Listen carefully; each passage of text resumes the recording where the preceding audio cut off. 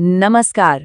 आज हम एक ऐसी दिल दहला देने वाली काल्पनिक मिलिट्री थ्रिलर पर चर्चा करने वाले हैं जो सीधे हमारी सोर्स मटेरियल से आती है। सोचिए, कूटनीति, सैन्य रणनीति और जज्बात जब आपस में टकराते हैं तो कैसा माहौल बनता होगा। बिना वक्त गंवाए सीधे इस कहानी की गहराई में उतरते हैं।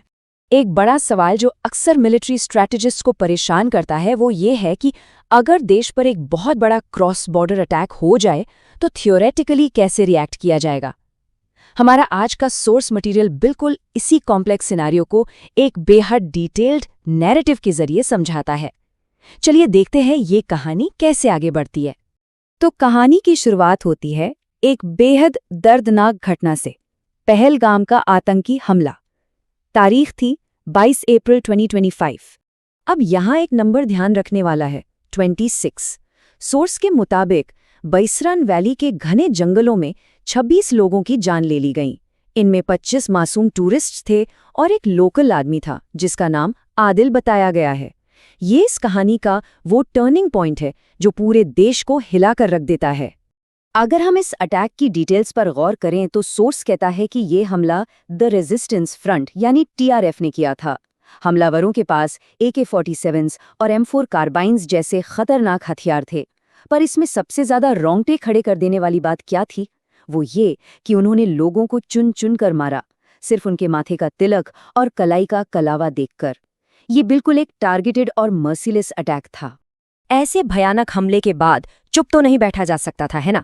तो अब आता है कहानी का अगला हिस्सा, कूटनीतिक और सैन्य प्रतिक्रिया। सरकार का रिस्पॉन्स एकदम एक्शन पैक दिखाया गया है।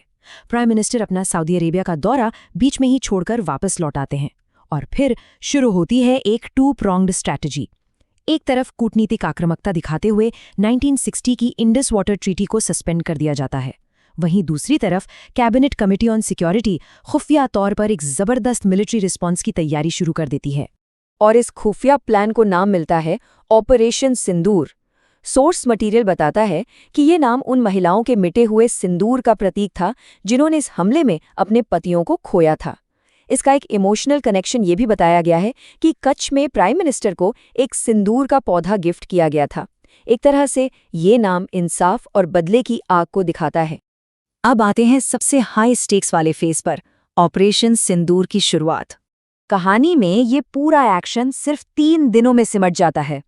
7 मई को एक प्रीएम्प्टिव एरियल स्ट्राइक होती है, 8 मई को हवा में जबरदस्त टक्कर होती है और 10 मई को ऑफिशियल सीज फायर हो जाता है। सोचिए, सिर्फ 3 दिन और रणनीति की पूरी बाजी पलट जाती है। चलिए देखते हैं ये 7 मई का स्ट्राइक एग्जीक्यूट कैसे हुआ। रात के एग्जैक्टली 1:45 बज रहे थे। थंजावुर से टाइगर शार्क स्क्वाड्रन फ्लाइट भरती है। फिर इलेक्ट्रॉनिक वॉरफेयर का यूज करके दुश्मन के रेडार सिस्टम्स को जैम कर दिया जाता है। इसके बाद आती हैं मॉडिफाइड सुखोई 30s जो बहावलपुर और मुरीदके पर ब्रह्मोस मिसाइल्स दागती हैं और साथ ही पिनाका रॉकेट्स POK के लॉन्च पैड्स को पल भर में मिट्टी में मिला देते हैं, एकदम प्रिसाइज और डेडली। इस सब के बीच सोर्स एक बहुत ही दिलचस्प अनुभव शेयर करता है। जब ये मैसिव ऑपरेशन सक्सेसफुली लॉन्च हो गया था तो उस वक्त के DGMO राजीव घाई एक सेमिनार में बैठे थे। वहां उन्होंने चुपके से आर्मी चीफ के कान में बस इतना कहा, सर, छोटा सा, बस। इतने भयंकर प्रेशर वाले टाइम में ऐसी कामनेस और सीक्रेसी सच में कमाल लगती है। लेकिन दोस्तों, कहानी यहाँ खत्म नहीं होती।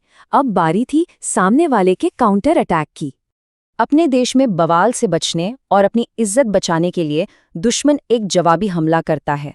इसे नाम दिया जाता है ऑपरेशन बोनियाने मरसोस यानी वॉल ऑफ लेड। ड्रोन्स और मिसाइल्स का इस्तेमाल करके पठानकोट, आदमपुर और श्रीनगर जैसे बड़े एयरबेसेस को निशाना बनाया जाता है।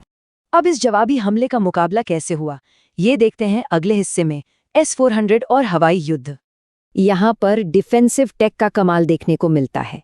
नैरेटिव कहता है कि S-400 ट्रियम्फ सिस्टम ने सैकड़ों किलोमीटर दूर ही दुश्मन की मिसाइल्स को हवा में ढेर कर दिया और जो छोटे टारगेट्स थे उन्हें इंटीग्रेटेड काउंटर ड्रोन ग्रिड ने लेजर से जलाकर राख कर दिया।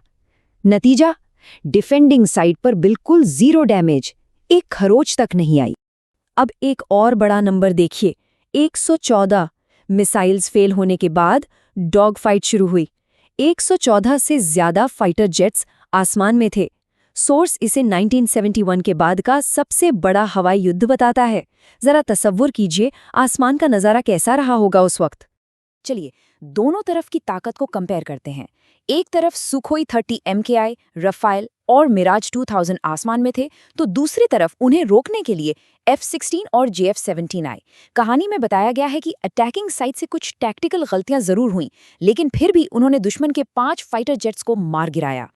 अब शायद आप सोचें कि इतना सब होने पर भी न्यूक्लियर वॉर क्यों नहीं छिड़ गई। इसके पीछे एक बहुत इंपॉर्टेंट मिलिट्री कॉन्सेप्ट है जिसे सोर्स ने हाईलाइट किया है, डॉक्ट्रिन ऑफ इक्वल इंटेंसिटी। इसका सीधा सा मतलब है ईंट का जवाब पत्थर से, लेकिन उतने ही बड़े पत्थर से। अगर उन्होंने मिलिट्री बेस पर हमला किया है तो आप भी उनके मिलिट्री बेस पर ही उतनी ही ताकत से हमला करेंगे। बस यही वो स्ट्रैटेजी है जो ऐसी सिचुएशंस को पूरी तरह से आउट ऑफ कंट्रोल होने से रोकती है। तो इस सारे एक्शन और टेंशन के बाद हम आते हैं आखिरी चरण पर, सीज फायर। और आगे क्या हुआ? 10 मई 2025 को शाम ठीक 5 बजे DGMO हॉटलाइन पर आखिरकार सीज फायर का रिक्वेस्ट आ जाता है। हमला करने वाले की प्राइमरी कंडीशन पूरी हो चुकी थी, टेरर टारगेट्स नष्ट हो चुके थे, तो बंदूकें शांत हो जाती हैं और ऑफिशियली ऑपरेशन सिंदूर यहीं खत्म होता है। पर रुकिए, क्या चैप्टर सच में क्लोज हो गया? एक बड़ा सवाल अभी भी बाकी है। पहलगाम हमले के जो मेन मास्टरमाइंड्स थे, सुलेमान शाह, हमजा अफगानी और जिब्रान, उनका क्या हुआ? वो तो पहले ही स्ट्राइक में बच निकले थे ना? और बिल्कुल यहीं पर ये स्पेक्युलेटिव थ्रिलर हमें अगले रहस्य की तरफ मोड़ देता है। उन तीनों टेररिस्ट्स को लगता है कि वो सेफ हैं, लेकिन उनके लिए एक नया प्लॉट रेडी हो चुका है जिसे नाम दिया गया है ऑपरेशन महादेव। कैसी लगी आपको ये ख्याली मगर बेहद रोमांचक रणनीति? क्या वाकई आने वाली कल की वॉर्स ऐसी ही हाईटेक और प्रिसाइसली कैलकुलेटेड होंगी? इस बारे में सोचिएगा जरूर। मिलते हैं आपसे अगले विश्लेषण में।